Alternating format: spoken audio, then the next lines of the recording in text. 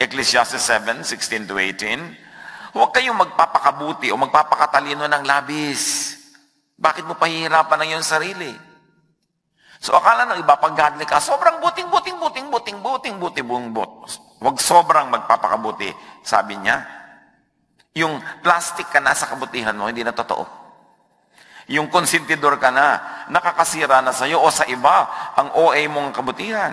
Huwag sobra, kahit yan masama. Huwag sobrang magmamarunong. O huwag sobra ang pagmamatalino. Yung oppressive na, wala ka ng pahinga to prove na alam mo lahat. Uunahan mo ang lahat sa pag-iisip. Kailangan ikaw ang laging makasolve ng problem agad-agad. Nahihirapan ka na at nahihirapan din ang mga hindi makasabay sa iyo.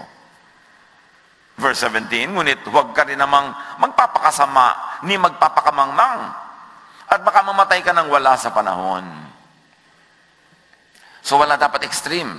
Nakamamatay ang sobrang kasamaan at ang sobrang katangahan. Kaya dapat wala sobra. Huwag ka sobrang talino, sobrang mangmang, sobrang bait, sobrang sama. Sabi nga nila, dapat nasa gitna ka lang. Take the middle of the road. Sasabihin nga mga kabataan, sakto lang. Masarap ba ang pagkain, anak? Sakto po. Nag-aral ka ba? Sakto po. Ano ba yung sakto na yan? Nagkakaintindihan sila kung ano yung sakto na yun eh. Basta ang malaga, huwag extreme. Huwag kang magpapakalabis ng kabutihan o kasamaan. This is from the Word of God.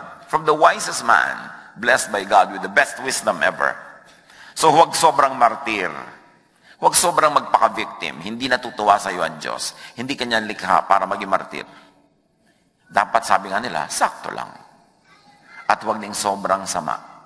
Hindi nagre-reklamo yung tao, abusuhin mo na ng todo-todo.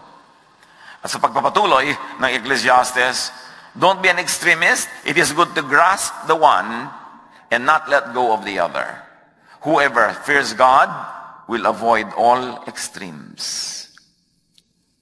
Ang tunay daw na pagiging makadiyos hindi pagiging malabis sa ano paman. Because fear of God means balance.